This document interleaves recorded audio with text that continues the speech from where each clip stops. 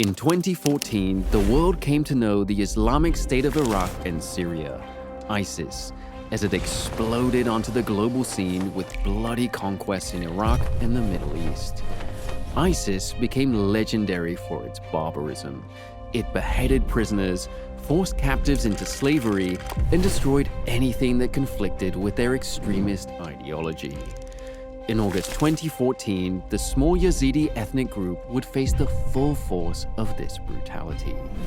Today, on A Day in History, we explore a tale of slavery, depravity, and mass murder in the 21st century genocide of the Yazidis of Iraq.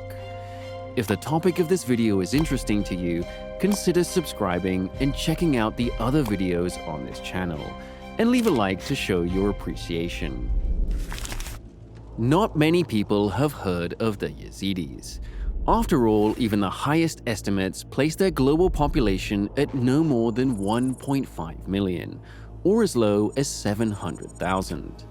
The Yazidis are a small Kurdish ethnic group who have traditionally lived in small pockets of the area known informally as Kurdistan in Iraq. Although today, they also have a diaspora of a few 100,000 around the world. The history of the Yazidis mirrors that of other Kurdish peoples, recurring persecution from the numerous states and empires who have ruled over them. But despite it all, they have maintained their own communities, language, culture, and religion. This Yazidi religion is unique. They are monotheists, but not Abrahamic like Christians or Muslims, and instead, their religion draws more from the ancient Persian Zoroastrian faith. This religion has been a primary motivation for their persecution. Muslim rulers have oppressed them as unbelievers, and Yazidi persecution has not been met with the same sympathy in the Christian world that fell upon people like the Armenians. In the shadow of such harrowing tales, the importance of security and freedom, both physical and digital, becomes ever clearer in today's interconnected world. Private Internet Access, our sponsor, offers the world's most transparent VPN service with incredible benefits. Using Wi-Fi at restaurants, airports, or even at home can leave your data vulnerable. A VPN conceals your IP address, encrypts your internet connection, and protects your digital life from spying eyes. Going online without PIA is like walking through a rainstorm without an umbrella. Sooner or later, you'll get soaked. But PIA is more than just a security shield with great encryption. It's a key to unrestricted digital access. Want to continue watching the Top Gear series available only in the USA on your family trip abroad? With PIA, you can do it with just a click. Navigate past geo-restrictions to enjoy global content, from Netflix specials and live sporting events to exclusive deals in specific regions for clothing, travel, and games. With 91 countries and all 50 US states to choose from, change your IP address and access location-specific content and services. PIA has a no-log policy, meaning it doesn't store your data, and is also one of the few VPNs that support P2P file sharing. Secure your whole household with one PIA subscription that covers unlimited devices across all platforms at the same time. Use our link in the description for an 83% discount, just $2.03 a month, plus 4 extra months free. With PIA, keep your digital life private and secure. When ISIS came in 2014, they saw the Yazidis as little more than demon worshippers. On August 1st, 2014, ISIS began its deadly August offensive through the Nineveh plains of northern Iraq. The Yazidis were directly in their paths, especially in the city of Sinjar. In the preceding months, ISIS had earned global infamy for their brutality, and the people of Sinjar already knew there'd be no mercy. The Kurdish militias defending the city were no match for the militants and were forced to flee. Tens of thousands of Yazidis tried to escape the city, but not all of them would make it before ISIS forces captured it on August 3rd. Hundreds of men were massacred in the following days. Those who weren't killed were sent to prison, inevitably to be executed later. The Iraqi government reported that ISIS had dug mass graves around the city and were even burying victims alive. In short, it was hell on earth for those unlucky residents trapped in the city. Fayez Farouz was one such resident of Sinjar. He and his family tried to escape ISIS, but he, his father, and brother got separated from the others and captured by the militants. The attackers marched Farouz, his father, and brother, and almost 80 other men to a nearby field, where they were made to line up for the inevitable massacre. Farouz was forced to watch as his father and brother were gunned down in front of him.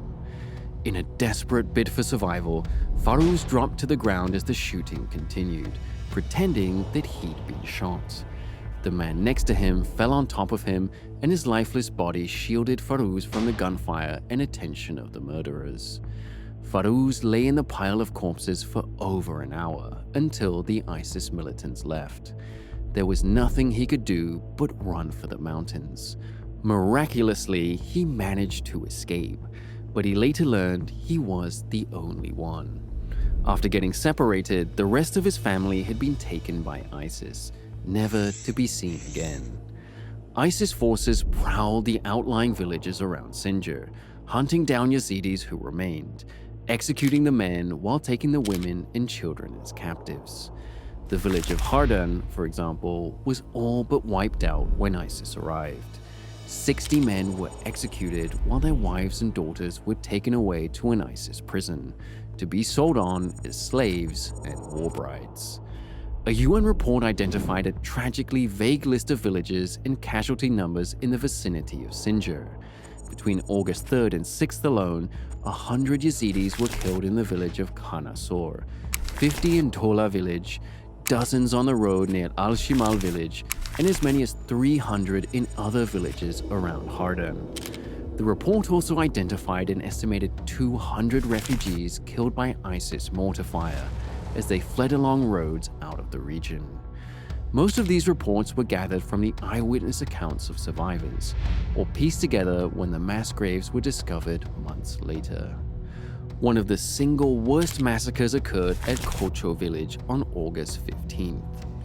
Every Yazidi male above the age of 10 was rounded up in the local school and loaded onto trucks to be taken to the execution site. As many as 400 men were executed in a single day, as ISIS exterminated the village. The surviving women and children were once again taken away as captives. The Yazidis who escaped ISIS's grasp were by no means safe either. Aside from losing their homes, communities, and loved ones, tens of thousands were forced into a dangerous, sometimes fatal, trek into the Sinjar mountains to reach safety. As thousands fled, supplies of food and fresh water in the region simply could not sustain the influx of people. The mountainous terrain made it difficult for Iraqi and UN forces to bring relief supplies in by land or air, and the risk of pursuit or shelling by ISIS forces only made things more difficult. Within days of the attack on Sinjar, UNICEF reported the deaths of 40 children from dehydration among the refugees. Hundreds more would join them over the following weeks as exposure, starvation, dehydration, and ISIS attacks claimed more lives. ISIS's objectives against the Yazidi were not political or strategic, but religious. They believed the Yazidi were evil demon worshippers and had to be destroyed. It is this that elevates the events from merely massacre to outright genocide. ISIS wanted to destroy the Yazidis as a people, and one way to do that was forced conversion.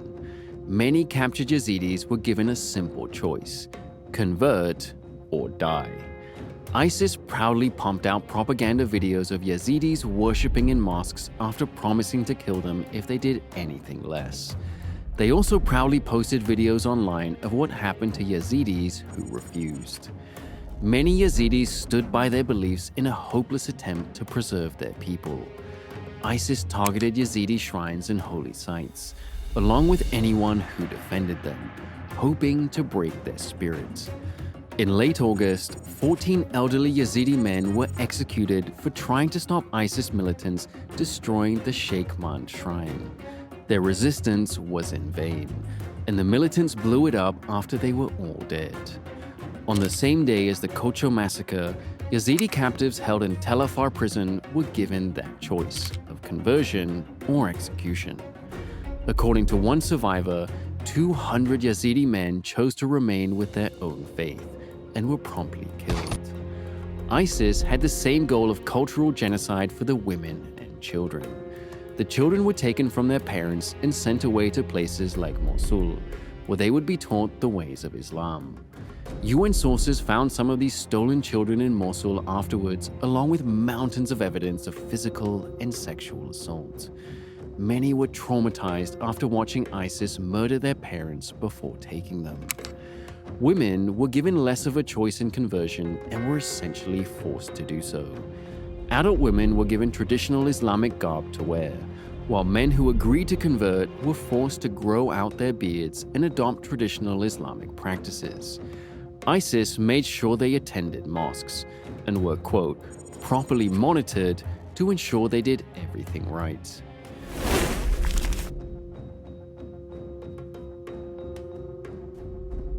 On top of execution and forced conversion, ISIS used sexual violence, forced marriages, and slavery to destroy the Yazidis. Kidnapped women were subject to invasive inspections to determine if they were virgins. If, during their inspections, any of the kidnapped girls were found to already be pregnant, ISIS forced them to have abortions. Dozens of Yazidi women lost their children that way. One eyewitness recalled seeing her friend being taken away for a forced abortion and returning too traumatized and in pain to talk or walk. It was another component of genocide by erasing the next generation of Yazidi children to be replaced with children born from the new forced marriages. Many of these captured Yazidi women and girls were forced into marriage with their captors. This marriage was only the beginning of their torment, and the girls were often passed around between fighters to be abused. One survivor who managed to reach a refugee camp said that the ISIS fighters believed that raping a woman 10 separate times would convert her into being a Muslim. She has suffered at least a dozen separate men abusing her in such a way. Those who weren't handed directly to the ISIS fighters were offered for sale as slaves in the group's slave markets. It is thought that ISIS offered the girls for sale to make themselves popular with the young men in the areas they controlled, and make them more likely to support or join them. ISIS held slave markets in cities where women and girls were paraded around and sold to the highest bidders to act as unwilling wives and concubines. They were inspected like cattle by potential buyers in public, or sold online, with pictures of the girls, some quote, barely out of elementary school, circulated on private social media channels to other ISIS members. To the ISIS fighters, the Yazidis' religion was a good enough reason for the treatment. In a statement released by the group, they celebrated the quote, large-scale enslavement of mushrik, idolater families, and called it the first act of its kind since the abandonment of Sharia law. In a chilling report by the New York Times, they recorded one ISIS fighter who insisted that the Quran gave him the holy right to rape non-Muslim girls. One of his child victims later spoke to Times reporters about her experience after 11 months of horrific captivity. He said that by raping me, he is drawing closer to God, she told them. Another victim offered a similar explanation about her ISIS captor. He said that raping me is his prayer to God. A few girls tried to escape, and even fewer succeeded. 18-year-old Lamia Aji Bashar was one of the few successful ones. Captured when she was just 16, Lamia was sold between multiple ISIS men, abused repeatedly, and forced to make bombs for the terrorists. After almost 2 years as a prisoner, she managed to escape with 2 other girls. It was not an easy escape though. Both of her companions, a 20-year-old woman and an 8-year-old girl, were killed when they triggered a landmine during their escape. The explosion left Lamia scarred and blind in one eye, but she was saved by a rescuer. "Thanks to God, I managed to get away," she later told the Associated Press.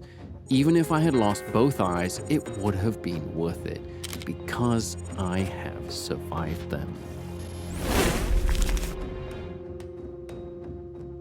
The Yazidi genocide was an intense, although somewhat brief outbreak of genocidal violence. By the end of August, most Yazidis had fled to safety, and those who hadn't had either been killed, enslaved, or forced to convert. The ISIS occupation of Sinjar continued until they were driven out by Iraqi and Kurdish forces in 2017. But it was small consolation for the people who had once called it home. Over 80% of those who fled in 2014 chose not to return.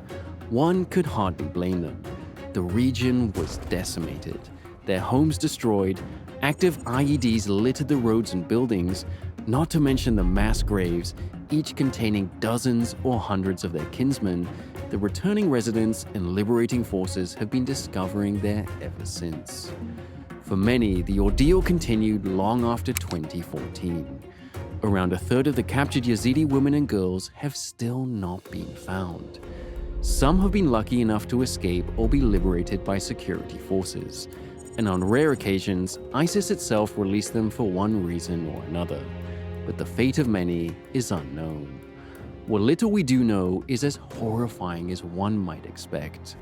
As recently as 2020, the scattered ISIS militants had taken to black market organ trading, selling captured Yazidi women by parts on WhatsApp and Telegram groups, or offering the girls for ransom to their families for tens of thousands of dollars.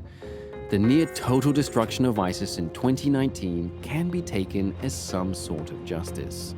In November 2021, one of the ISIS members who partook in the genocide, Taha al-Junaili, became the first ISIS member convicted for crimes against the Yazidi after a trial in Germany. Germany is home to the largest community of Yazidis outside of Iraq, and the legacy of what happened remains strong even half a world away. One 2017 study of Yazidis living in Germany found that almost a third of Yazidis there knew someone who'd been a victim of the genocide. In the end, an estimated 5,000 Yazidis were killed, and as many as 10,000 people were kidnapped or enslaved. In raw numbers, it might not stand out alongside genocides against Armenians, Jews, or any number of other groups. But for a community as small as those of the Yazidis, and in such a short space of time, the Yazidi genocide is one of the worst atrocities of the 21st century. And a genocide it was. The forced conversions, abortions, destruction of holy sites, and more were done specifically to erase the Yazidis' very existence. With the UN, Iraq, US, EU, UK, Israel, and more all officially recognizing the events as such, it is one of the most widely acknowledged genocides of this century. And with so many women and girls still missing, and so many bodies still to be recovered, the emotional and physical ordeal for the Yazidis is far from over.